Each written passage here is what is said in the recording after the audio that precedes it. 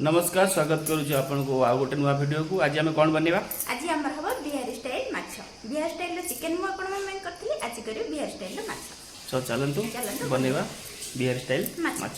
Bihari style माछ में केते माछ नै जो? मोटे केजी माछ आछि, रोही माछ आछि। ओके, आ कोन कोन सब लागि बादरे? एबे ता पय हम मसला पेस्ट करियो प्रथमे। एठु के प्याज दियंती बिहार स्टाइल के दियंती न मु प्याज देबी। रसुण बहुत दरकार, गोटे केजी गोटे प्याज देछि, गोटे केजी माछ पय दीटा रसुण नेछि। आउ आधा चम्मच जीरा, आधा चम्मच कला सरिष, आउ एठी नै जाइछि श्वेत सरिष आउ गोलमरिच। ये सब ग्राइंडिंग हो, ये सब दीटा कंचा लंका, धनिया, अदा ए सब पड़ी के ग्राइंडिंग हो। आर मेन होछि धनिया, श्वेत सरिष आउ रसुण। तापर आपण माने प्याज चाहिले पके परबे, नहले नै ए सब केबे हमें पेस्ट कर दवा। कोन करबा? ए माछ म धोइ देछि आ पेस्ट कर नेछि। माछ रे देबे हल्दी गुंड,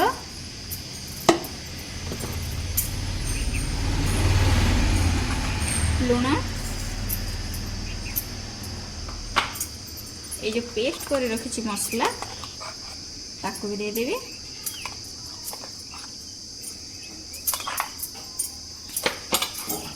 देखो ए पेस्ट देकी भजा हो ना? हां, पेस्ट देकी भजा हो। आ गछि सोरिस तेल।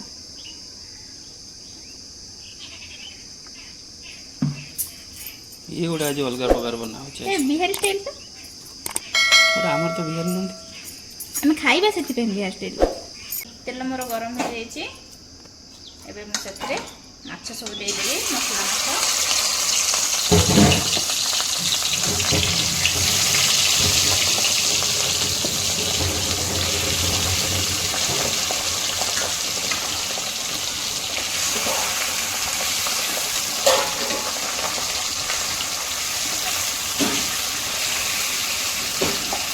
माछ को तेल रे पकेले संगे संगे न दे दे।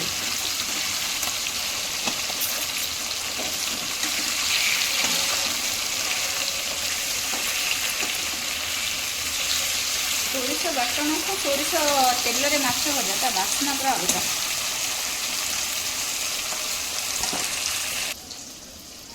माछ पई मु एठी गोटे टमाटो को काटी नेची। तमे माछ पई जे सब पानी पियोगे? पानी हां पिए। माछ पई से सब पानी पियोगे नी की? माछ जदी माछ रे पेट रे पचुले तुम पेट कल आयो रे मां। संबर बांधी कल कल कल होते एटी माछ भजा हे गेलेनी। हां, माछ भजा हे गेला।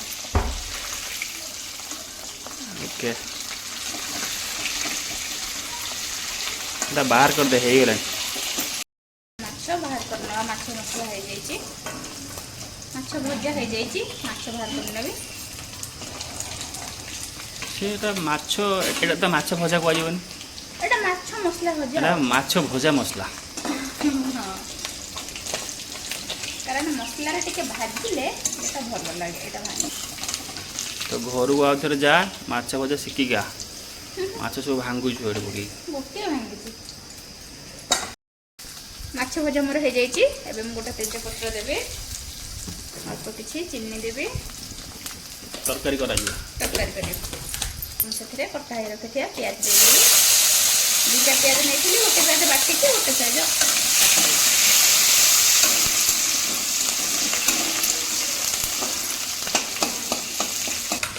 एबे मु सेथरे कटा हे रखथिया मसला सब दे देबे।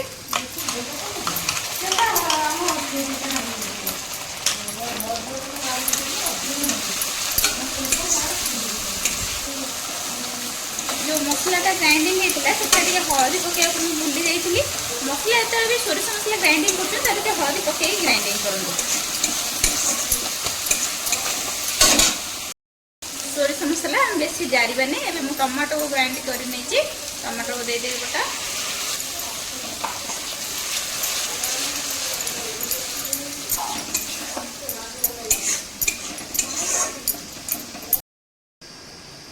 एबे गोटे चम्मच लंका गुंड,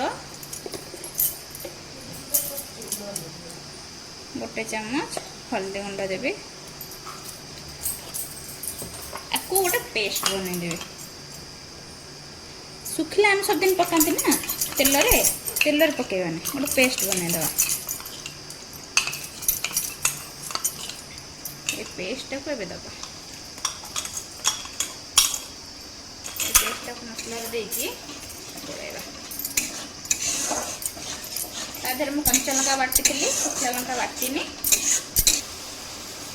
बिहारी स्टाइल चिकेन हो कि मटन हो कि माछ हो से रसुण बहुत लगे, तो मु गोटा रसुण नहीं जाइए पकईदेवी आउ खंडे खट्टा देवी। खट्टा कौन आंबुल? हाँ आंबुल पकईदेवी कहीं आचार दरकार, आंब आचार पकाया कथा जेहेतु आंब आचार ना मु खंडे आंबुल देली आउ एटा गोटे खट्टा अच्छी ए खट्टार खंडे देवी। यहाँ भी आंब किंतु आचार भाया नुह आंब आचार से टिके देवी। आचारटा देले बिहारी स्टाइल टेस्टा बहुत भल आसे। एबे 5 ରୁ 10 मिनट मैं को बसी नेबी। वीडियो पसंद आसुले प्लीज चैनल को टिके लाइक शेयर सब्सक्राइब करंतु आ भल लागिले निश्चय बनै खाइबे आ मते कमेंट करके जानबे। बर्तमान बसिबा 5 ରୁ 10 मिनट हो जाइए। एबे हम सेथिरे गरम पानी दे देबी।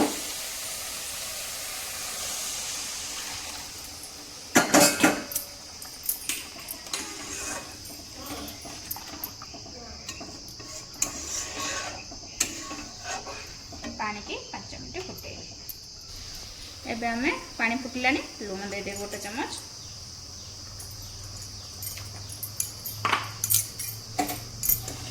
पानी फुटी गलानी एबे मु माछ दे देबी ता धरे।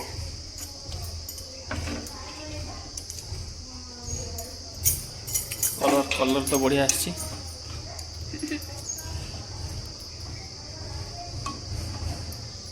एबे माछ पकेकी 5 ରୁ 10 मिनट फुटेने 5 मिनट फुटेने। एठी प्रस्तुत हो जाइछि मोर बिहारी स्टाइल फिश करी। एबे मु सेथिरे अलैच आ दालचीनी गुंड दे देबी।